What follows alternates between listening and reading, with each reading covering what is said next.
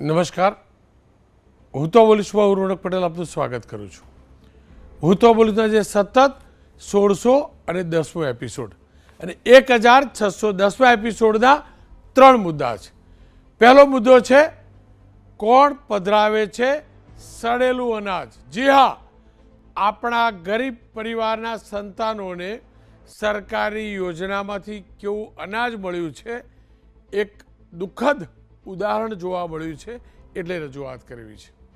બીજો મુદ્દો છે ભુવાઓને કોને આપ્યો પડકાર કે લલકાર.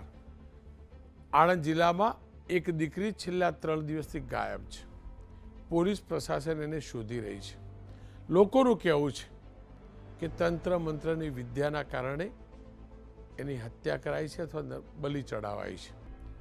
જોકે પોલીસ આટલી મહેનત કરીને શોધે છે ત્યારે ત્યાંના સામાજિક સંસ્થાના આગેવાનોએ ભુવાઓને પડકાર આપ્યો છે, દાણા જુઓ છો ને, શોધી આપો અમને અમારી દીકરી. ત્રીજો મુદ્દો છે બોલ માડી અંબે જય જય અંબે. ભાદરવી પૂનમના મેળાની અંદર અનેક સેવાભાવી કાર્યો થઈ રહ્યા છે. સમાજને નવી દિશા મળે ને એવા કેમ્પ પણ લાગ્યા છે. એ મુદ્દે વાત કરવી છે. પણ શરૂઆત કરીએ આપણા સંતાનોને પીરસાતા અનાજની અંદર વપરાતા રો મટીરિયલના મુદ્દાથી.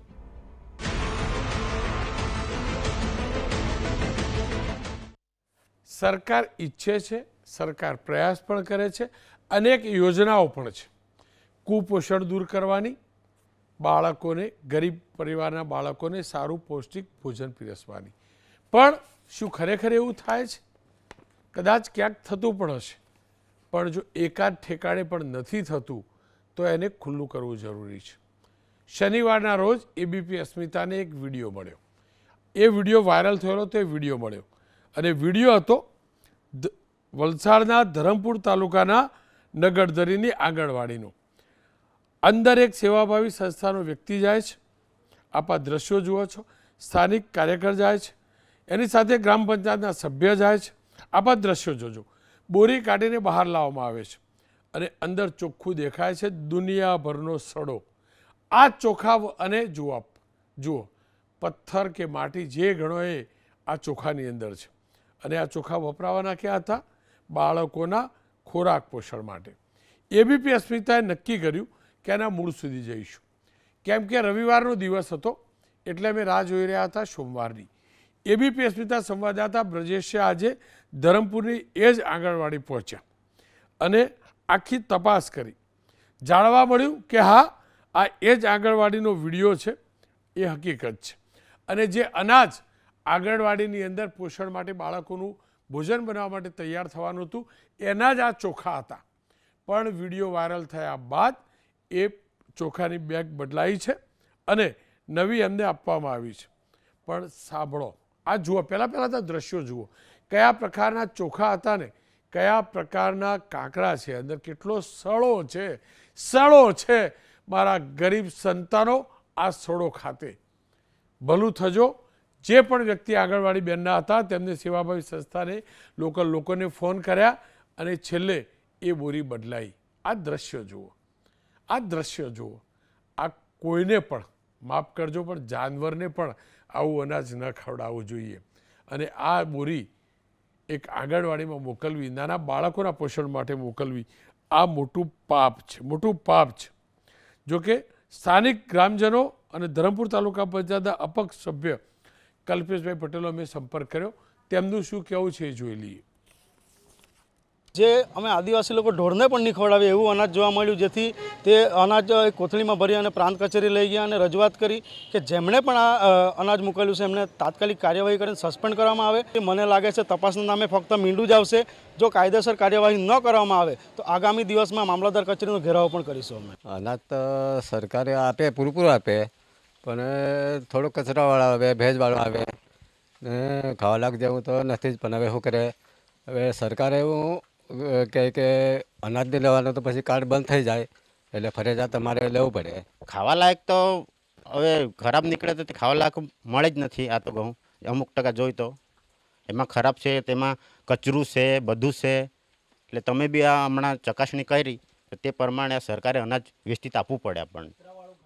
બ્રજેશ શાહે તપાસ કરી કે આંગણવાડીની અંદર ફેર પ્રાઇસ શોપ એટલે કે રેશનિંગની જે દુકાનો હોય છે ત્યાંથી અનાજ પહોંચાડવામાં આવ્યું હતું. નગરધરી ગામની ફેર પ્રાઇસ શોપની અંદર બ્રજેશ શાહ પહોંચ્યા. અહીં ઘઉં સહિતનો અનાજનો જથ્થો બગડેલો હતો, કચરાવાળો હતો. જ્યારે આ અંગે ફેર પ્રાઇસ શોપના સંચાલકોને પૂછવામાં આવ્યું તો તેમને સ્વીકાર્યું કે અનાજનો જથ્થો કાંકરાવાળો હતો, સડેલો હતો અને એ જથ્થો ડેપોમાંથી મોકલવામાં આવ્યો હતો. આવા સાંભળી લઈએ ફેર પ્રાઇસ શોપના સંચાલકનું શું કહેવું છે.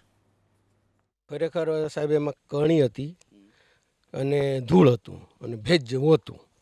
હા, કાંકરી જેવી હતી, ધૂળવાળી હતી. ધૂળ તમને લાગે છે એ જે અનાજ હતું આપવા જેવું તો નહીં અને બાળકો પ્રત્યે બતાવવા જેવું પણ નહીં, મારી લાગણી પ્રમાણે સાહેબ. જરાક વેસ્ટેજ હતું. બ્રજેશ શાહ અને અમારી ટીમ ધરમપુરના પુરવઠા વિભાગના ગોડાઉને પહોંચી. અનાજની બોરીઓ ખોલી જોઈ તો કચરો અને ધાનેરા પણ જોવા મળ્યા. ધાનેરા પણ જોવા મળ્યા. ડેપો સંચાલક યયુ પટેલનું શું કહેવું છે એ સાંભળી લઈએ. તો દુકાનદારને આપણે જે તે સમયે આપણે આઈસીડીએસનો જથ્થો મોકલી દીધો હતો, પણ ત્યાંથી બાય મિસ્ટેક કદાચ એમના થ્રુ અપાઈ ગઈ હોય, પણ એમણે બદલવા માટે અહીંયા પાછું મોકલી દીધું છે અને આપણે નોટ ફોર સેલમાં આપણે મોકલી દીધું અને એફસીઆઈ ખાતે રિટર્ન કરીને પાછું એમને પહોંચતું કરી દીધું છે, બદલી આપ્યું છે આપણે. એ લોકોએ વર્કર બેને જોયા વગર ઉપાડ કરી લીધેલા હતા ને અગાઉ ઓગસ્ટ મહિનાનો તો હતા જ સ્ટોક, એટલે એ બાળકોને ખવડાવેલો હતો. સપ્ટેમ્બરનો હતો એટલે એણે જોયા વગર ઘરે કેન્દ્રમાં લઈ ગયા ને પછી જોયું, એમાં પછી કાંકરા નીકળેલા. ડેપો મેનેજરના કહેવા પ્રમાણે અનાજનો જથ્થો નોટ ફોર સેલ કેટેગરીમાં મૂકવામાં આવ્યો હતો, તો અનાજમાં મોટા કાંકરા આવે છે ક્યાંથી? કોણ બાળકોને સડેલું અનાજ પધરાવે છે? આંગણવાડીમાં અનાજ ઇન્ટિગ્રેટેડ ચાઇલ્ડ ડેવલપમેન્ટ સર્વિસ એટલે કે આઈસીડીએસ વિભાગ જે હોય છે તેના થકી પહોંચાડવામાં આવતું હોય છે. આ અનાજ પહોંચાડવાની ચેન સિસ્ટમ સમજવી જરૂરી છે. સિસ્ટમ પ્રમાણે બાળકોની સંખ્યાને આધારે કોટા નક્કી થાય છે કે કેટલી આંગણવાડીમાં કેટલું અનાજ જશે. આંગણવાડીની બહેનો ફેર પ્રાઇસ શોપ પરથી ફિંગરપ્રિન્ટ આપી ઘઉં, ચોખા, ચણાની દાળનો જથ્થો લે છે અને બાળકો માટેનું એમાંથી ભોજન બનાવે છે. આ અનાજ તાલુકા ડેપો પરથી આવે છે અને ડેપો સુધી એફસીઆઈના ગોડાઉનમાંથી કે અન્ય સપ્લાયરો મારફતે પહોંચે છે. 31 જાન્યુઆરી 2025ની સ્થિતિએ રાજ્યના 10 જિલ્લામાં કુલ 1,73,514 બાળકો કુપોષણનો શિકાર છે. આ આંકડો વિધાનસભાની પ્રશ્નોત્તરીમાં મહિલા અને બાળ કલ્યાણ વિભાગે આપેલો છે. હવે સવાલ એ છે કે એક બાજુ આપણે કુપોષણ સામે મુહિમ ચલાવીએ છીએ અને બીજી બાજુ આ પ્રકારનું સડેલું અનાજ. હું ફરીથી કહું છું, એક જ બોરી પહેલી અમારા ધ્યાનમાં જે વિડીયો થકી આવી ત્યારબાદ અમે તપાસ કરી છે અને દ્રશ્યો તમને બતાવ્યા છે. હવે સરકાર કે વિભાગને કહેવાનો અધિકાર નથી કે લાખો બોરી હોય તો એમાંથી એકાદી આવે. એ જે પણ અધિકારી કહેતો હોય ને, એના પરિવારમાં એક રોટલી કે ભાખરીમાં એક જ દિવસ વર્ષમાં કાંકરો આવશે ને તો એ મેડ અથવા એ કૂકને કાઢી મૂકશે કે આવું કેમ આવ્યું. તો પછી અહીંયા તો આખો બોરો હતો. મારા ગરીબ પરિવારના સંતાનો ખાતે ફરી એકવાર કહું છું, એ આંગણવાડી બહેનને અભિનંદન, વંદન કે જે આ મુદ્દો ધ્યાનમાં લાવ્યા છે. અને એટલે આજે કહું છું કે ફરીવાર ક્યારે આવું ના થાય. વધુમાં વધુ તમે શું કરશો? નહીં આપો તો મારું બાળક ભૂખે મરશે, ભૂખ્યું રહેશે, પણ આવી રીતે બીમાર થઈને મરશે નહીં. જો આવું ખાશે તો બીમાર પડશે. અને એટલે ચર્ચા કરવા માટે ડૉક્ટર શ્રદ્ધાબેન રાજપૂત થોડીક વારમાં જોડાવાના છે, સહપ્રવક્તા છે બીજેપીના, પ્રગતિબેન આહિર નેતા છે કોંગ્રેસના, રૂપાબેન જોશી કારોબારી સભ્ય ગુજરાત આંગણવાડી સંગઠન સમિતિના. રૂપાબેન, મારી પાસે તો એક આ કિસ્સો આવ્યો એટલે મેં અલગ અલગ આંગણવાડી બહેનો સાથે વાત કરવાની શરૂઆત પણ કરી. તમારો અનુભવ શું કહે છે? શું ખરેખર અનાજ જે આવે છે એ ખરેખર ખાવા લાયક હોય છે, શુદ્ધ હોય છે, સાફ કરેલું હોય છે કે સડેલું હોય છે? ના, નથી હોતું. ખરેખર અનાજ ખાવા લાયક હોતું જ નથી. અને બીજું કે અમે સાફ બી કરાવીએ, ચલો અમારા હેલ્પર બહેનો સાફ કરે છે, પણ અંદર જે ચોખામાં જે નાના ધનેડા હોય એના ઈંડા તો રહી જ જવાના છે. એટલે આજે સાફ કર્યું હોય તો 2 દિવસમાં પાછા ફરી ધનેડા આવે જ છે. અને આ અનાજ ગોડાઉનમાં કેટલા દિવસથી હોય, અમારા જોડે પહોંચતા લગભગ 15-20 દિવસ થઈ જાય. પછી એટલું બધું અમારું અનાજ રોજ વપરાય નહીં, જેટલું વપરાય એટલું જોઈએ. આમાંથી આપણું કુપોષણ દૂર થાય નહીં. એટલે સરકારે જો ખરેખર કુપોષણ દૂર કરવું હોય તો પછી અનાજનો જથ્થો સારો આપવો પડે. ડીમાર્ટમાંથી કેવી જગ્યાએથી તમે ચોખા લઈને બાળકોને ખવડાવો, કેમ કે ચોખા આપણે આપણા ઘરે બી અનાજ લાવીએ છીએ ને સાફ કરીએ છીએ તો આપણે એની કેર કરવી પડે છે. તો આંગણવાડીમાં પણ બહેનો ખરેખર બહુ જ કેર કરે છે. હેલ્પર બહેનો તો જ્યારે બી રોજ નાસ્તો બનાવે ત્યારે ચોખા ચાળે છે અને બધું જ કરે છે. તેમ છતાં પણ જે અંદરના ધનેડા નાના ઈંડા રહી ગયા હોય એ તો ફરી પાછા ઊભા થવાના જ છે અને ઠપકો તો બહેનોને જ મળે છે. તો બેન, તમે લોકો રજૂઆત નથી કરતા? ના, અમે રજૂઆત કરીએ છીએ. અમારા અધિકારી પણ અમને એવું જ કહે કે તમે ત્યાં ખોલીને જુઓ. અમે ત્યાં ખોલીને જોઈએ, ધનેડા હોય તો અમે નથી લેતા. અને પછી પાછું કેવું હોય, એની બી પ્રોસેસ બહુ લાંબી છે કે તમારે આની અરજી કરવી પડે, આની અરજી કરવી પડે. અને જ્યારે અનાજ એક આંગણવાડીનું એક જ દુકાનમાં આવે એવું નથી હોતું. એક આંગણવાડીમાં લગભગ 10 થી 12 એક દુકાન હોય જે એમની શોપ, એમાં 10 થી 12 આંગણવાડીની બહેનોના અનાજ આવતા હોય. એટલે ત્યાં અનાજ લેવા જઈએ ત્યારે લગભગ મેળા જેવું વાતાવરણ થઈ જાય. 12-15 બહેનો ભેગી થઈ હોય એટલે પછી હવે એક જણના ભાગમાં 4 હોય તો ત્યાં અમને તોડવા પણ નથી દેતા. એમ કે ના, અહીં કશું નહીં કરવાનું, તમે તમારી આંગણવાડી જઈને કરો. અને બીજું કે અમે જ્યારે બોરી 50 કિલોની હોય તો અમે 50 કિલો અમારા ચોપડામાં ઉધારીએ, પણ ખરેખર હકીકતમાં અમારી જોડે અનાજ આવતું હોય છે 45 કિલો. એટલે 5 કિલોનો ઘટ તો દર બોરીએ પડતો હોય, 5-7 કિલોનો ઘટ પડતો હોય. જ્યારે અમે અનાજ આંગણવાડીમાં સાફ કરીએ ત્યારે બીજું 2-3 કિલો નીકળી જાય. એ 7 કિલો અનાજ નીકળી જાય, પણ અમારા ચોપડામાં તો અમારે 50 કિલો જ ઉધારવાનું. એટલે બહેનોને આ બી બહુ તકલીફ પડે છે. બેન, પ્રશાસનમાં તમે રજૂઆત કરો છો, એમના તરફથી શું કહેવામાં આવે છે? ક્યારે એક્ટ થયું છે, કે એક્શન લેવાય છે? હા, એક્શન લેવાય છે. એ લોકો ગાંધીનગર બી બધે કેવડાવે છે, પણ એનો કોઈ એક્શન લે આગળ કંઈ થતું નથી. અમારી જોડેથી બધું કરાવે કે ભાઈ તમે આમ કરો કે તમારું અનાજ આવું ખરાબ આવ્યું છે કે તમે આગળ કહો. પછી પાછા અમે આગળ કહીએ એટલે દુકાનવાળા એને પાછા અનાજ આપીએ. એટલે આને ખરેખર બહેનોને બીજી એક તકલીફ એ થાય કે અમે જે અમારું અનાજ આવે તો આંગણવાડીથી બધાને એવું નજીક નથી હોતું કે ભાઈ આપણે ઉચકીને અનાજ લઈ જઈ શકીએ. આંગણવાડી ઘણી દૂર હોય, 3-4 કિલોમીટર દૂર હોય, તો એ ભાડું અમારું થાય. જી. એટલે એ બધી લપમાં બહેનો ના પડે. આખો દિવસ બહેનો સાફ કરે રંધાવે પછી. જી. ખાલી અનાજ જ એ પ્રકારનું આવે છે કે બાકીના સામાનના લગતી પણ સમસ્યા છે? ના, બાકીના સામાનમાં બી અમારે અત્યારે આટો પણ આવે છે. તો આટો તો હવે સારો આવવા માંડ્યો, પણ નવો આવતો તો ત્યારે એમાં પણ. અને એમાં એ લોકો આપણે એવું નહીં કહેતા કે સરકારનો કંઈક વાંક હોય, પણ જ્યારે તમે આટો કે એવું કંઈક આપો તો આંગણવાડીમાં પહોંચતા લાંબો સમય થાય. તો એવી પ્રોસેસ કરવી જોઈએ કે તરત બને એવું આંગણવાડીમાં આવે. બીજું અમારું પ્રીમિક્સ આવતું હોય તો લાભાર્થી પ્રીમિક્સ લેવા બી તૈયાર નથી હોતા. કેમ કે પ્રીમિક્સ, હવે તમે વિચારો કે તમારી થાળીમાં 365 દિવસ કોઈ એક જ વસ્તુ આપે તો તમે બી ના ખાઈ શકો. તો કેટલા વર્ષોથી એની વસ્તુ આવતી તો લાભાર્થીઓ લેવા તૈયાર નથી થતા. બધામાં પ્રોબ્લેમ છે. આપનો ખૂબ ખૂબ આભાર બેન. અને આજ મારો પ્રયાસ હતો તમારી વાત સરકાર સુધી પહોંચે છે. જી. પ્રગતિબેન મારી સાથે. પ્રગતિબેન, ફરીથી ફૂલસ્ક્રીન દ્રશ્યો બતાવીશ. અનાજ જોજો. ક્યારે તમે આવું અનાજ જોયું છે ખરું? ક્યારે જોયું આવું? ખાવાનું તો દૂર રહ્યું. તો તમે ને હું આવું જોઈ નથી શકતા તો બાળકો ખાતા કેવી રીતે હશે? ચોક્કસથી રોનકભાઈ, આમાં અનાજ ઓછું અને કાંકર અને જીવાત વધારે હોય. ધનેડાની તમે વાત કરી છે, આપણે જોઈ શકીએ કે વધારે હોય એવું દેખાઈ રહ્યું છે. રોનકભાઈ, ઓલરેડી આપણા ગુજરાતમાં આદિવાસી વિસ્તારમાં જઈએ ને તો ત્યાં કુપોષણનો રેશિયો વધારે છે. આપણે મધ્યાહન ભોજનની કદાચ શરૂઆત એટલા માટે જ કરવામાં આવી હતી કે બાળકોને પોષણયુક્ત જ ખાવાનું મળે અને સાથે સાથે સારું એજ્યુકેશન પણ મળે. પણ એની જગ્યાએ એજ્યુકેશન તો આપણને સૌને ખ્યાલ છે કે અત્યારે કઈ પરિસ્થિતિમાં ગવર્મેન્ટ સ્કૂલોમાં જઈ રહ્યું છે, પણ જે મધ્યાહન ભોજન આપવામાં આવતું હતું એવી વાતો પણ આપણે સાંભળેલી છે મોટા મોટા મંચ ઉપરથી સરકારના, કે ત્યાં અમે લોકો પોષણયુક્ત આપીએ છીએ, સુખડી આપીએ છીએ, દૂધ આપીએ છીએ. અને આપણે વારંવાર અહીંયાથી ડિબેટો કરેલી છે રોનકભાઈ કે દૂધના બેરલ છે એ બારોબાર ફેંકી દીધા હોય, કૂતરા પીતા હોય, બગડેલું દૂધ આવતું હોય, બગડેલું અનાજ આવતું હોય, એવી આપણે આની પહેલાં બી ડિબેટો કરેલી છે. છતાં પણ મને એવું લાગે છે કે તંત્ર છે અને ઘોર નિંદ્રામાં સૂતેલું છે.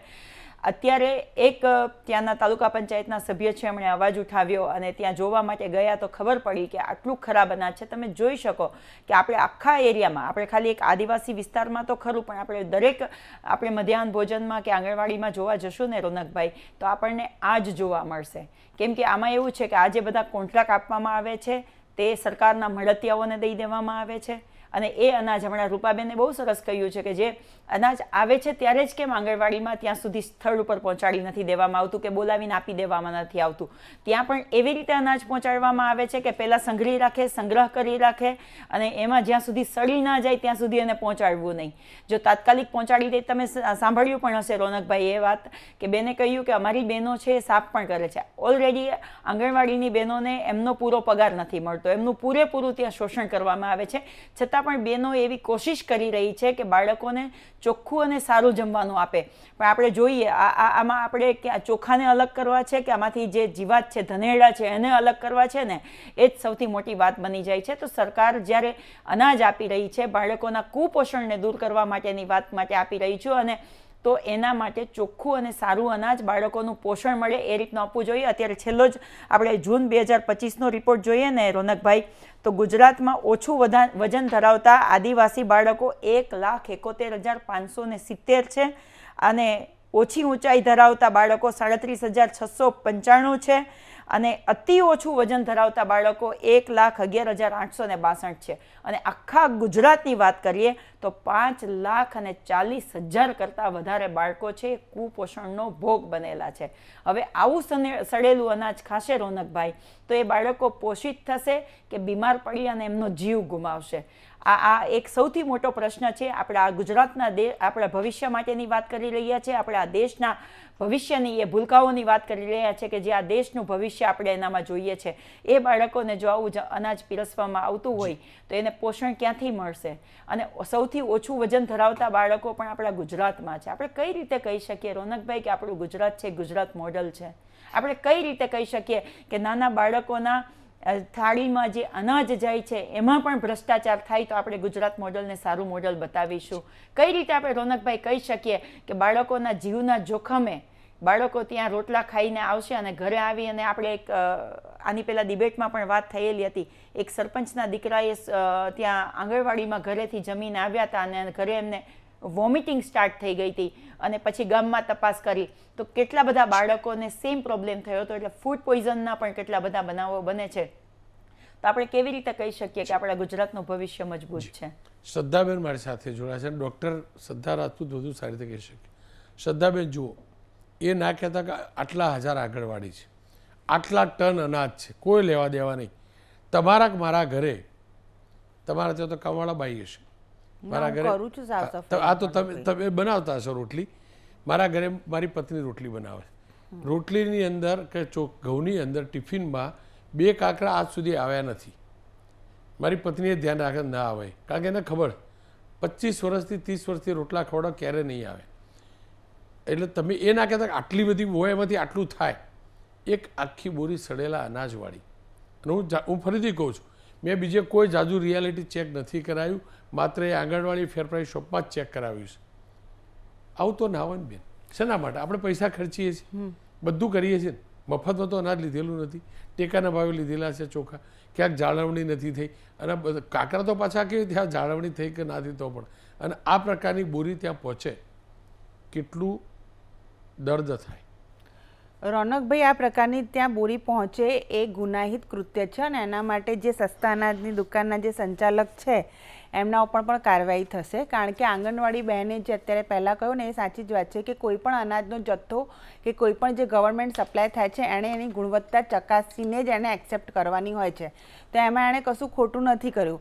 આ કટ્ટુ જ્યારે એ કાર્યકર બેન લઈને આવ્યા અને એમણે જ્યારે કટ્ટુ ત્યાં આંગણવાડી પર આવીને ખોલ્યું ત્યારે જોયું કે એની અંદરનું જે અનાજ છે ખાવા લાયક છે નહીં.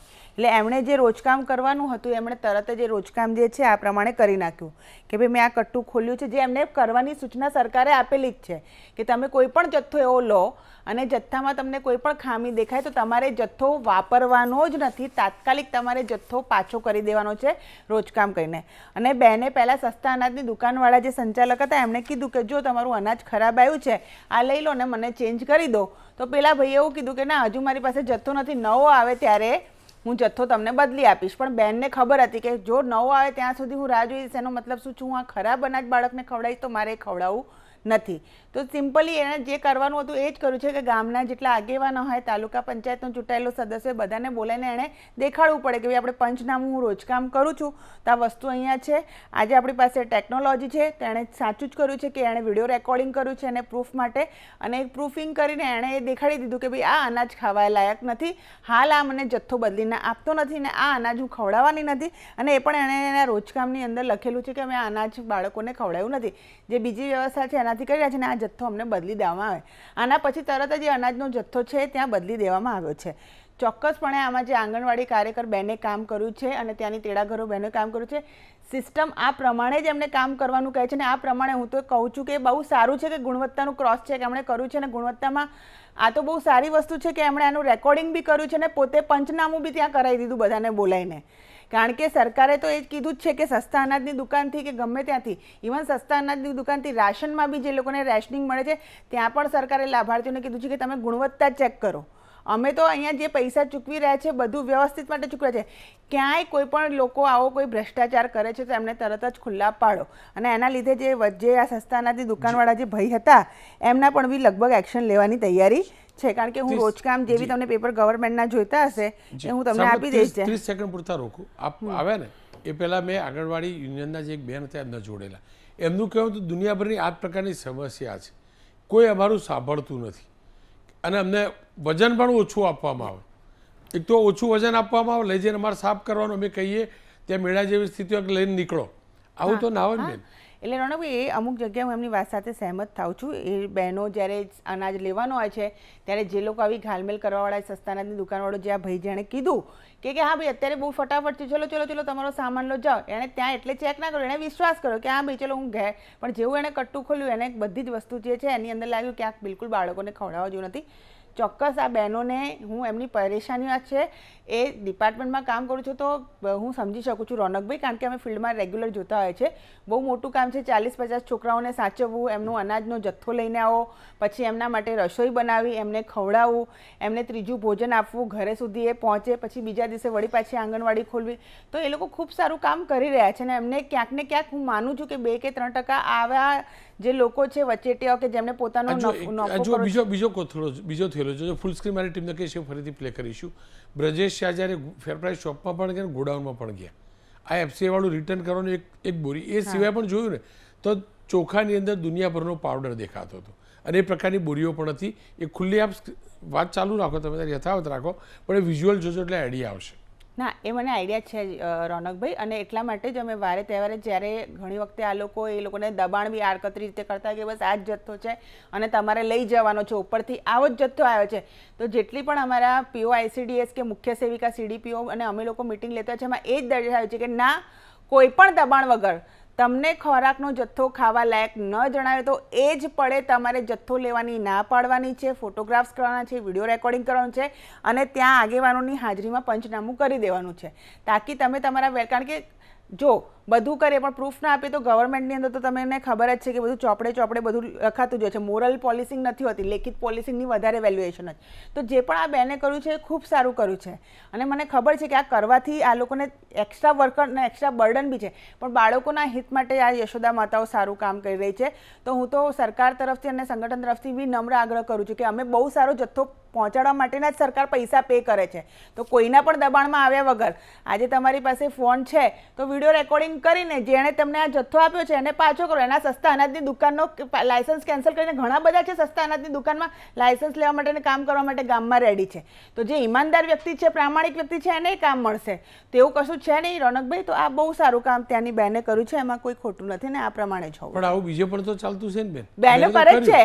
હા આવું રોનકભાઈ તો ના હોવું જોઈએ ને. નહીં, આવું નહીં, હોય આ ન કેમ? હોવું જોઈએ, પણ આ આવું હોય તમારે- કેમ? રોનકભાઈ, આવા લોકો સિસ્ટમ આ બહાર એક કેમ દાખલો નીકળે? તમારા ધ્યાનમાં આવ્યો હશે રોનકભાઈ, મારા ધ્યાનમાં તો પણ આ- ચાલો આવે. નહીં, પેલા નહીં, નહીં. ધનેરા નહીં આવેલા. નહીં રોનકભાઈ, આવા અમે ફિલ્ડમાં જઈએ છીએ તો ઘણી બહેનો આવી કમ્પ્લેન કરીને જથ્થો ચેન્જ તો કરાવતી અમે હોય પેલા છે. કાકરા અનાજમાંથી કાકરા સુધી કાઢીએ એમાં વેપારીઓને કેમ બહાર ના કાઢી એમને નાખીએ? કાઢીએ છીએ, એમના પર એક્શન લઈએ છીએ. કેટલા લઈએ લેવાયા છીએ. છે? મને ખબર છે હું કેટલા તમને લેવાયા? ડિટેલ બી આપીશ. આ ભાઈ ઉપર બી એક્શન લેવાનું છે. ભાઈ રોનકભાઈ, આ જથ્થો ચેક કરવાની સરકારે જ કીધેલું છે કે તમારે જથ્થો ચેક કરીને એમાં ગુણવત્તા ખરાબ હોય એટલે તરત જ રિપોર્ટિંગ કરવાનું છે. એટલે એમાં કંઈ ખોટું નથી. તમને આ એક કિસ્સો મળ્યો છે ફિલ્ડમાં, અમને આવા કિસ્સા મળતા જ હોય છે કે જેની અંદર જથ્થો ખરાબ હોય છે. અમે લોકો પણ રોજકામની અંદર સહી કરતા હોઈએ છીએ. અમે લોકો પણ ભોજન ખાઈને ચેક કરતા હોઈએ છીએ. ફિલ્ડમાં આંગણવાડીમાં જાઓ ને તો 9 વાગે કે 12 વાગે જે ભોજન મળે છે ને, રૂપાબેન અહીંયા હશે, એમને પૂછજો, એ ભોજનનું એ લોકો સેમ્પલ પીસ રાખતા જ હોય છે. અમે લોકો બી વિઝિટ લઈએ છીએ ને તો અમે લોકો બી એ ભોજન ખાઈએ છીએ. પણ આવું તો ના ખવાય બેન. જો આવું ખાતા હોય આવું તો એ લોકો શું બનાવતા જ નથી અમારા માટે. એની પહેલા જે બેન આવે? discard તમે કરી જાઓ દે એટલે છે. ના બને નહીં, તો આ બેને તમે discard ના કહો, કરી- અમારા માટે આવું નહીં બનાવતા. એવું નથી. કોઈ તો? પણ બેન કોઈ ખરાબ ખાવાનું બાળકોને ખવડાવતી જ નથી. આવો જથ્થો દરેક બેન પાછો જ કરી દેતા હોય. પ્રગતિબેન બોલો, ખરેખર રિયાલિટી છે શું?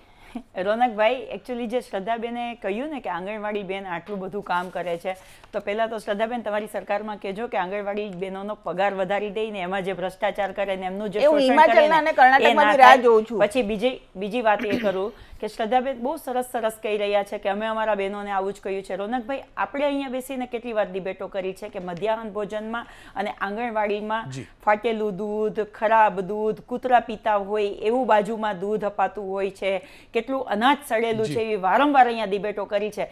તમારી સરકારમાં તમે કદાચ વર્ષમાં એકાદ વાર ચેક કરવા જતા હશો શ્રદ્ધાબેન. અહીંયા રેગ્યુલર રોજે રોજ ચેક કરવા ત્યાંના તમારા સંસદ સભ્યોને કહો ને કે તમારા એરિયામાં આવતી અને તમારા કાર્યકર્તાઓ હોય, તમારા બુથ સુધીના કાર્યકર છે ને, એને તમે રોજે રોજ ત્યાં ચેક કરવા મોકલો ને તો ખ્યાલ આવશે કે એમના બાળકો કેવું ત્યાં ભોજન ખાઈ રહ્યા છે. અને આ ખાલી સારું લાગે એટલા માટે નહીં રોનકભાઈ, આના માટે તપાસ થવી જોઈએ. આમાં જે તંત્રના લોકો જોડાયેલા હોય અને ભ્રષ્ટાચાર કરતા હોય તો એની તપાસ થવી જોઈએ. અને જે ના બારોબાર ના વેચવાનું હોય એવું ખરાબ અનાજ જો બાળકોને દેવાતું હોય તો ગંભીર ગુનો છે. આની તપાસ થવી જોઈએ અને સજા પણ થવી જોઈએ. શ્રદ્ધાબેન, પ્રગતિબેન, આ બંનેનો ખૂબ ખૂબ આભાર. ખેર ફરી એકવાર કહીશ, સરકારની મંશા સારી છે એટલે જ આ યોજના છે. પણ એની અંદર આ પ્રકારના કાંકરા, પથ્થર, ધનેરા ક્યારે ન ચલવી શકાય. અને આવું સપ્લાય કરનારા અથવા પધરાવનારા સૌથી મોટા પાપી છે.